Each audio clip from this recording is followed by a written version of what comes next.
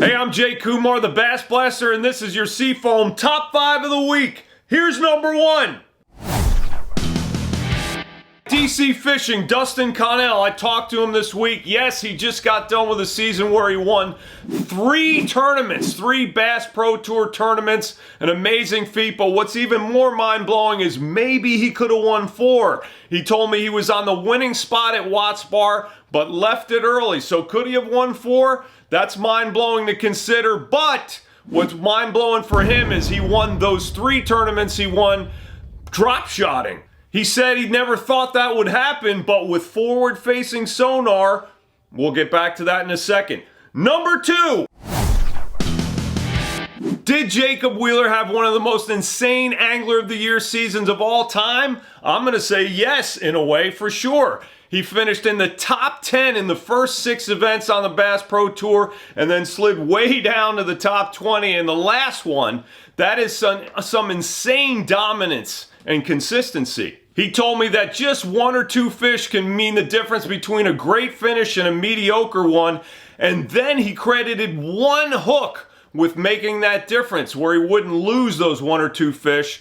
It's a hook called the VMC Redline Finesse Nico hook. So Jacob says that 1 hook, I think it's the number 2 size, is insane in the membrane. Should be available for the rest of us this spring. I can't wait to see him. Number 3. Are we at the start of a spinning rod revival? I mean, us bass fishermen, we love our bait casters, and for good reason. And yes, we have the fairy wands too, just in case we have a specific finesse situation, but forward-facing sonar. Okay, with forward-facing sonar, these guys are seeing individual fish, and they want to make a very precise cast to them with usually a finessier type bait.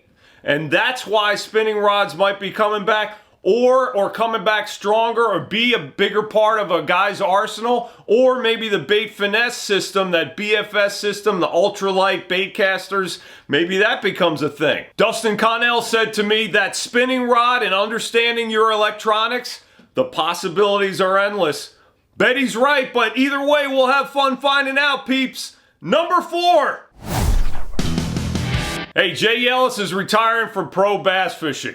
That is a big deal. In my opinion, Jay is one of the best of all time, no doubt. He's definitely one of the best from the West, and he helped blaze a trail for all those guys who have come out of the West, California, Arizona, etc., which is awesome, but he's also one of the best, period. He won a classic, a BassMaster Classic, and he won 3 Anglers of the Year, which is unbelievable, and 2 of those were at the same year as the Classic, and then the year after the Classic, when the guys are so busy with media appearances and whatnot. Amazing achievements. I'm sure you know Jay is a great godly man, and we'll definitely miss him competing on the big stage, but he said God put on his heart the mission, and a joyful mission, of running the Cast for Kids Foundation.